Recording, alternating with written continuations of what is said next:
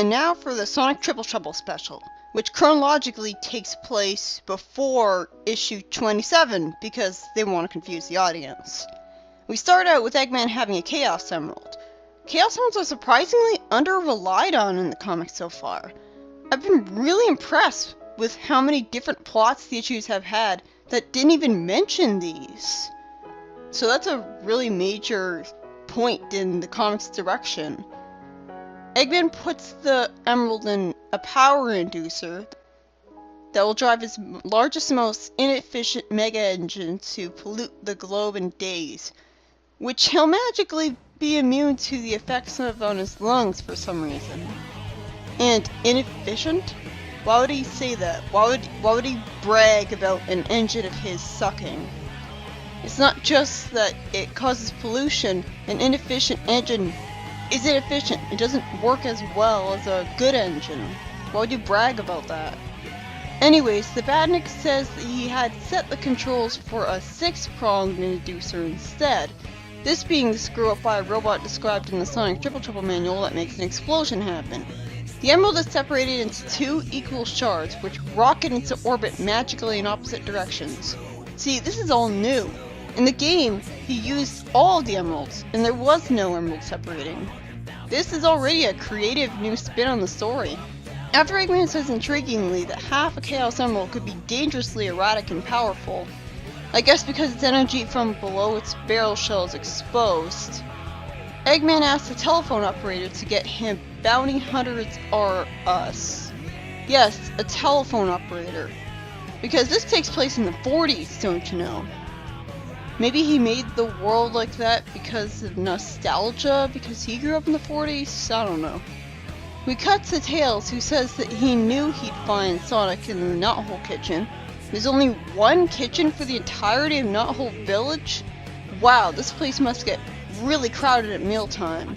Not to mention it looks completely different from when we saw Sonic and his friends eating mush after the space episode. Sonic is eating a chili dog. I've had those, they're alright. And Tails says he wants him to follow him to the control room because Rotor's onto something. And Sonic says, "Sure, big guy," which I felt was kind of insulting to him actually. Sonic points out that Rotor was working on a submarine for Tails until he found something on his radar with the power readings of a Chaos Emerald. Good thing Rotor installed a power reading device in the submarine for some reason. He says that the power readings are erratic, naturally since it's split in half, and it's landed in the Great Forest like a meteorite. And then, for some reason, the power overflowing from the cut-in-half Chaos Emerald decides to create a new zone. Again, I'm confused about whether this means portal to another universe, or a small new region, meaning that Mobius was made a little larger in size overall just to fit in this new region of it. How many times has this happened? How gigantic is Mobius by this point? The size of Jupiter? It does make sense that this wacky thing would happen from an overflow of magic from the emerald, as it is a Chaos Emerald after all. The chaos is in there for a reason. Too much magic brings about chaos. After Sonic runs to the zone to check it out, we get the introduction of Fang the Sniper, a Mobian who is willing to work for Eggman, because I guess apparently he's just that selfish that he'd want to benefit someone who ruined his own planet and made his life significantly worse, instead of wanting to spite him at all costs. Okay then. He immediately shows himself to be disappointingly comic relief in the next panel by coughing from being left in the dust that Sonic created, and says that he'll even follow him to another world. Okay, so it is a portal to another world? And the text confused me for a second when the next panel it had world in sarcastic quotation marks while showing Knuckles sunbathing. So Angel Island is another world? No, it's not round, so it can't qualify as a planet. And the quotation marks are there. Suddenly he notices a green sun, only to realize it was just that a green meteor had passed in front of the sun, creating a really cool effect. And he says that as the guardian of the island, it's his job to check it out. Why isn't he just assuming this is a Chaos Emerald instead of just saying it's a meteor? It smashes into a mountain that somehow, according to Knuckles, no one in history has ever climbed. Really. And Knuckles unnecessarily tries to give the audience a scientific explanation for his gliding when magic would have worked better. After gliding and climbing up to it, he notices that the Chaos Emerald is still burrowing into the rock, as if it's a radioactive stone that's sinking into the ground like acid. And again, this is a really cool concept that makes perfect sense. It's called the Chaos Emerald after all. Suddenly, the whole mountain starts vibrating, and Knuckles gets knocked out by a rock falling on his head, making him fall to his supposed doom. And we cut to Sonic going into the zone, and Fang is talked to by a wristwatch with a tiny statue of Eggman giving a message to keep Sonic from recovering the Emerald Shard. I like how Fang shows character and relatability by pressing the mute button on him. Makes sense that he wouldn't like him. But it doesn't make sense that Eggman put a mute button there in the first place. I guess his idea was that Fang would press it when Sonic was nearby to keep him from hearing Eggman's message and revealing he was there, but by the time he'd think to do that, Sonic would have already heard it. Fang goes after Sonic and says that the computer in his goofy-looking sky cycle is programmed to mimic Sonic's every move. Why is he telling Eggman this? Wouldn't Eggman already know that since he was the only one who would have been able to make such a thing for him? And he's clearly trying to talk to Eggman after muting his message here. So is he in trouble with Eggman now for muting him? Guess not, since Eggman's desperate. Maybe the reason he's hired a living being to track Sonic instead of just sending one of his robots is that he's counting on Sonic's hesitancy to kill a non-robot, making him hold back against them. But he can't do this very often because what living being would want to side with Eggman? Not very many of them. We see a very quick montage of Sonic going through a whole bunch of zones in Triple Trouble, representing the game more properly than all of the adaptations thus far from the sheer amount of zones fit into one story. This gives you a sense that Sonic actually went on an adventure through all those places, while the previous adaptations only felt like Sonic went through a few places. Sonic finally reaches a Chaos Emerald. Oh, he actually does use his Super Peel out again. Too bad it still proves my point because Sonic had this ability in Sonic Triple Trouble, so this might be the only reason he's using it and he'll never remember he has it again. None of them really complaining since him being able to reach warp speed whenever he wants sounds overpowered. He can already run at the speed of sound whenever he wants. Now in the Chaos Emerald Chamber, Sonic says that it's time to shut something down, whatever that something is. And he says that the reason the zone he was in was so weird was that this was only one half a Chaos Emerald. I don't remember the zones in Triple Trouble being weird enough for justifying Sonic saying that.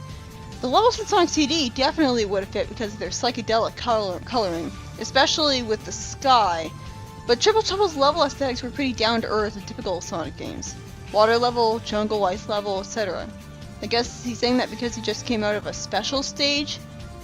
Unfortunately, Fang knocks Sonic out with his Neural Disruptor. Again, if this wasn't made by Eggman, then who made it for him? If all he had to do was knock Sonic out, then what was the point of sending a living being to fight Sonic instead of just some random robot who would have a Neural Disruptor? I'm pretty sure Eggman could have made his own. We then see Sonic tied to a stone outside, and Fang tells Eggman through his watch that he's got half the emerald. Oh, for fuck's sake, why is he called Knack? Everybody hates that stupid censorship-induced renaming. And the only thing that would have saved this for me is that Fang immediately complained about being called that, saying that Fang's his cooler sounding nickname while Knack was his embarrassing birth name. But they don't even do that. He's fine with it. Eggman puts something with a spike on his wall while telling Fang to bring Sonic along when he gets the other half. And this creates the unnecessarily gruesome imagined image that he's planning on mounting Sonic to his wall like an insane psychopath. That was out of place. What is this, Saw? I'm impressed that Fang had the guts to demand double the price from Eggman of all people. What makes him think Eggman's not going to try to boss-size him after he does all of his dirty work for him? Fang moves over the water with its vehicle while saying that its computer is tracking the other half of the jewel, presumably the same way Rotors has with tracking its high energy level. And Fang says it must be located on the floating island. So this is where Knuckles will come in. I hope this isn't the end of Sonic's contribution to the story because that'd really be a disappointment, him coming all this way just to be effortlessly bested by Naxa Weasel. Knuckles wakes up in front of a bunch of Mobians wearing weird masks on their face, who I dislike already. Let's hope they actually do something to endear themselves to me, because these are just random new characters come out of nowhere. Knuckles says he recognizes them from a book of myths, calling them the Ancient Walkers. And since this comic is trying to make me believe that there's a whole village of people on Angel Island with Knuckles, I guess it would make sense that Knuckles would be exposed to books on the island because of that. He screams in terror at someone pointing a pointed stick at him, only for the person to paint on the cave wall. I love him being made the butt of a joke like this. He was being taken way too seriously for the kind of jerk he's been so far. So my question is why the person didn't just explain to him that he wasn't going to hurt him instead of freaking him out. Unless there's a language barrier, and the reason he's painting the wall is to communicate that way. But then why didn't he start painting a lot earlier instead of waiting for Knuckles to wake up first? Besides, Knuckles probably should have guessed that if these guys really wanted to kill him with a pointy stick, they wouldn't have waited for him to wake up first. Knuckles is told that the meteor he saw was only half of a Chaos Emerald. And then he's shown a magnet, which he somehow figures out to mean that the two gems have a magnetic attraction to each other. See, this didn't come out of nowhere with Tails and SE2, because the idea that the emeralds are connected with each other has been around since the old days. Although they can attract each other, I wonder why the two halves of the emerald split off in opposite directions. By the way, why does the ancient Walker know what a magnet is so that he can draw a picture of it? And why does Knuckles know what a magnet is either? Knuckles is told that the gems are powerful enough that the shard will tunnel through solid rock to join with the whole one. Again, really fascinating concept in addition to the lore. But then it's explained that for some stupid reason, the two halves joining together would blow the island to bits from an energy imbalance, meaning Knuckles has to stop that from happening. Then he's made to drink from a bowl or smell or something, which I'm guessing warps him back to the island? He sure is lucky the ancient walkers happened to stumble into him to give him this information. Knuckles awesomely punches Fang in the chin, while leaping out of the bushes saying he'll give him a knuckle sandwich. He then says that he's out cold and his sky cycle's going into the lake. Unfortunately, it turns out Sonic was in the sky cycle, and somehow he didn't drown even though he was unconscious when he was knocked into the water. So he should have automatically breathed the water in. Conveniently, he wakes up just in time instead of drowning, and goes into a spin dash which magically gets him out of the water. Knuckles jumps to the conclusion that Sonic's behind this for some reason, and Sonic immediately starts a fight with him, which he was planning to do earlier anyways. You know, I was expecting the revelation that the reformation of two halves of the Emerald could blow up the island to be the explanation for why Knuckles would turn on Sonic again. A much better explanation than the actual game, where there really was none. Knuckles would naturally not want Sonic to get the two halves of the Emeralds close to each other. And I guess he might not have any way of knowing that Fang's a bad guy who's kidnapped Sonic instead of someone helping him get the two halves together. But still, while I guess it is justified on Knuckles' part, this fight looks really sudden and contrived, especially on Sonic's part. The two look just as hot-headed and violent as each other here when you think Sonic would be more carefree, since that's literally in his official character description. I'm fine with the slight personality difference for the comic Sonic though, different universe and all. Then Knuckles says he's going Hyper Knuckles on him, but instead of actually doing that, he just magically turns his hands into buzzsaws out of nowhere. He's not a cyborg. This sure is an interesting magical ability of his, that's for sure. I hope he does this in more than just one issue of the comic, or this is going to be almost as bad as Sonic turning invisible at one point. When Sonic says, "Am I supposed to be impressed?"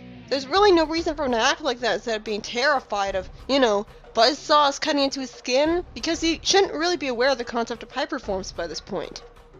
He's never even seen a Super Emerald yet, so it can't be that he was expecting the actual Hyper Knuckles here and is mocking him for not being that way. Of course, while anyone would cringe at Knuckles actually getting a hit on Sonic with buzzsaws for hands, of course Sonic is completely unharmed by that and immediately gets up to spin dash at him with no cuts whatsoever. I don't really want to see blood in a Sonic comic, but then don't have him get hurt in a way where him not getting that result shown to us would be insulting to our intelligence. He was clearly hit by something that should have cut him. Fortunately, the two stop fighting like hated enemies when Eggman tries to talk to Fang the Sniper through its watch in front of him, making them work together to make Robotnik spill his plan, making Fang nod his head and sit up to do so.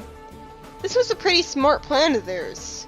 Knuckles warns Sonic that the other half is on its way to join with the half in Fang's backpack to cause an explosion. And Knuckles tells him that he has a shortcut to the central chamber. They run through the passage underground and finally explain why they decided to run right up to what might be ground zero of an explosion. Knuckles says that their only chance is if the two halves are more attracted to each other than the unfamiliar whole one. It sure is nice of the two of them to have been so in sync with their thoughts that they both decided to go through with this plan at the same time without Knuckles needing to explain his motivation until now. Their plan works! Emerald green fire, that's a cool concept. And then they get teleported back to the surface with the Chaos Emerald gone. What, was the Emerald sentient and decided to use Chaos Control on them to reward them? Well, at least this wasn't used as a dumb excuse for Sonic and Knuckles to start fighting again.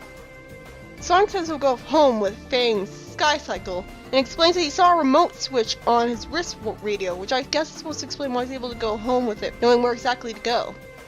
I think it's really nice of Sonic to say sorry about our misunderstanding, even if Knuckles would have gotten into a fight with him, even if Sonic hadn't attacked first for no reason.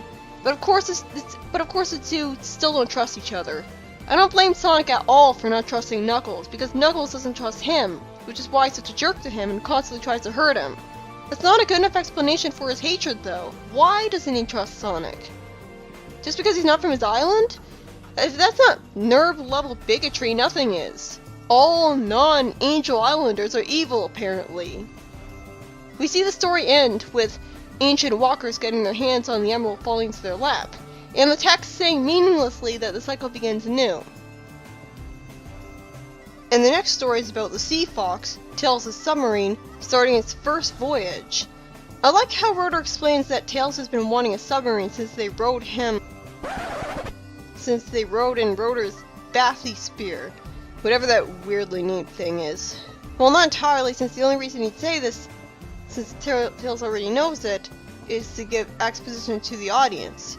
But I like that he gave him a submarine for remembering that minor thing. It's sweet. Apparently, that Bathysphere was the thing that Rotor used to save Sonic when he was trapped underwater really early on in the comic. And since the Sea Fox was entirely made because of this thing, that disproves the idea that the early Sonic miniseries, issue 2, was non-canon just because it was so early on. Which makes me wonder why the Freedom Emeralds story was non-canon. Anyways, of course, Tails is really angry and disappointed that Rotor was ordered to not put any oil in the submarine form, since it basically destroys the entire point of Rotor making a submarine in the first place. What a waste of his time, materials, and efforts! Why did he even bother then? Suddenly a seagull shows up covered in oil and tells Tails that he escaped from a robot-making factory under the water. Why didn't he drown for being under the water? Having filled the submarine with oil from the seagull, Tails rams the submarine into a giant octopus robot after coming to an underwater robot factory, and this awesome moment freeing some inexplicably talking fish lets Tails destroy some roboticizers with his missiles. And then the issue just ends, after Tails brags that he can't wait to tell his friends about his adventure, even though he should know that if he does tell them, he'll just get in trouble with Sally for going on an adventure all on his own. And this is probably something he realized before telling them, which is why there was still oil in the submarine for Tails to run away in it in the previous issue, which takes place chronologically after this story because they want to confuse the audience. Because it was so short, there's not much to say about the story other than the fact that I love the fact that it allowed Tails to actually be competent and useful, and with no strings attached. And then at First Contact, which isn't about an alien, so I'm not sure why they called it that, we see that Knuckles has always known Vector on the floating island, and complains about him getting into trouble a lot and requiring him to save him as he saves him. Why was he even there? It was a dangerous place. Then Knuckles goes up to a rock because he heard a low sound, a rock with the name Archimedes on it for some reason, and he says that he had smelled the smoke coming from it earlier. He wonders who Archimedes is and how he could make the inscription and get away without him seeing. Maybe because you aren't omniscient of everything that happens on the island at all times? After uselessly talking to a bird who doesn't know what happens to the stone, why did they put that in the comic? Knuckles gets attacked by a fire-shooting robot of Eggman, so was put on the island for some reason. And for some really strange reason, paranoid old Knuckles assumes Eggman called himself Archimedes. Why would he do that? He fights another giant robot and falls into the Chaos Chamber. And then he starts actually communicating with Archimedes, who complains that first he thinks he's some hedgehog, and then a tyrant, and says that he wants to teach him a lesson and make him reflect. cut out with this pseudo-philosophical bullshit. He wants Knuckles to come and find him on his own. Basically, he's an insane old coot who just wants to play hide and seek for shits and giggles. Because, you know, just talking to Knuckles and meeting up with him would be too damn simple. Doesn't Knuckles have a job to do? Why is he distracting him from his job with this hide and seek bullshit? I hate this guy already. And the next evening, Vector is right with Knuckles and complains that he's being too quiet. I don't like the idea that we're supposed to accept that he's just known Knuckles all along. Is this really his first appearance? Or did I miss an issue that was supposed to introduce him because somebody didn't include the story with him in their issue footage? This is part of why I hate having the comic have multiple stories cramped into one issue. It's so easy to miss out on stories. Why can't there just be one story an issue? Then they can make, like, well, I guess it would be greedy and money grubbing of them. They'd make more issues and we have to buy more. Whatever. I really enjoyed this story. The first one, I mean. It was really entertaining seeing just how the comic would have its own spin on the story of Sonic Triple Trouble. And it had some fascinating new lore to how the Chaos Emeralds work that made things all more intriguing.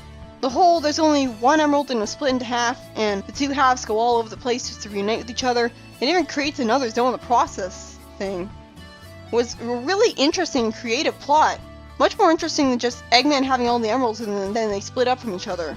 Although, creating a new zone was really pointless in retrospect, the region could have just been there all along and there wouldn't have been a problem. The emeralds seem to be acting without logic or reason to them, doing really weird things, wanting obsessively to reunite with each other for the sake of it, creating a whole new region of the world just because, going off in opposite directions after being split in half when they want to reunite right afterwards anyways. But again, these are Chaos Emeralds, it's right there in the name. They don't think like people do. They do chaotic things for mysterious reasons because they're so full of magic that they defy and break physics with their mere presence and operate on their own eternal logic, which makes sense to them. This is so much more interesting than the game's past Adventure 1 where the Chaos Emeralds are just generic magical gems with no real spin to it. I guess it was nice that Sonic got one up by Fang, even if it was humiliating to him, and Fang being coughing in the dust in his first appearance gave off the false implication that he wasn't really meant to be taken seriously, only to be a very major competent threat, kidnapping Sonic up until Knuckles knocked him out by surprise. Which is actually pretty good karma to him. He knocked out Sonic and then he got knocked out himself. Fang made a great villain here, being competent and showing off why Mobian might work with Eggman.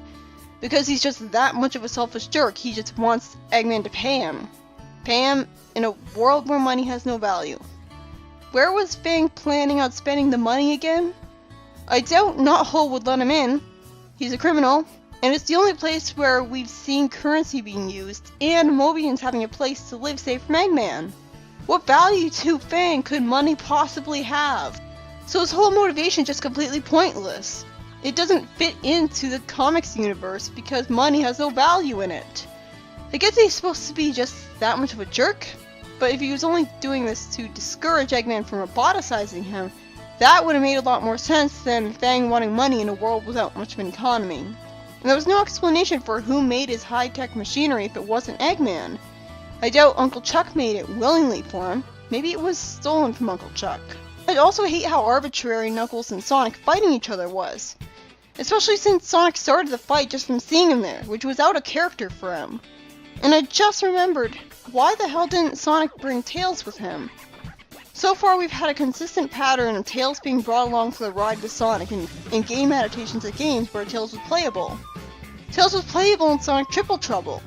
Granted, there was no Sonic and Tails mode where he was following Sonic around and both going on the adventure together, so I guess that was a justification, that Tails never really did go on an adventure in Triple Trouble and he was just a what-if scenario. But oh wait! Tails flies the plane in the special stages and in the ending of that game, so he had to have gone on the adventure with Sonic. So never mind. If Tails was with Sonic, well, maybe Fang would have knocked him out too, unless he could only knock out one person at a time. But there was at least a chance that Tails could have warned him about Fang in time, and maybe after he was thrown into the water, Sonic would have been too preoccupied with saving Tails to immediately go to fighting Knuckles after jumping out of the water. Okay, maybe he didn't have much use in the story, but excluding him from a game adaptation of a game where he was playable still seems arbitrary. This story and the Tails one were written by Mike Gallagher, the Tails one that I really liked for letting Tails be competent and no strings attached for once. I was expecting them to humiliate him at some point, but they didn't. I'm not too keen on the Ken Penders story though. No, not just because it was written by him, but actually it's because it's just a story that's a worthless setup for a later story. Why the hell are they wasting our time with Archimedes playing hide and seek with Knuckles when we could have just immediately skipped to the issue where they meet up? That whole story could have been removed from existence and nothing would have been lost. They shouldn't have stories that have nothing happen in them other than just setup. It should just be like a part of the story they're setting up to. And I don't like being expected to believe that Vector had always known Knuckles and they've been best pals off screen up to now. I would rather have him be introduced in the comic itself and their friendship start. Like, naturally start, and we get an explanation for why they're friends. Again, I don't know if I'm missing the story that introduced him, but this is not a good way to introduce him, especially since its only character right now is idiot that Knuckles has to save constantly. Why was he even there? But that was just a dark spot in an otherwise fantastic issue. I just don't understand why in a special dedicated entirely to a game adaptation of Sonic Triple Trouble, they decided to put in some random extra stories that are also canon that, incidentally, I had a hell of a time actually getting footage for, making me paranoid that I missed a bunch of other stories because they weren't with the other game adaptations I read, like Sonic CDs. No, I just checked and I didn't miss anything. Next up is issue 29.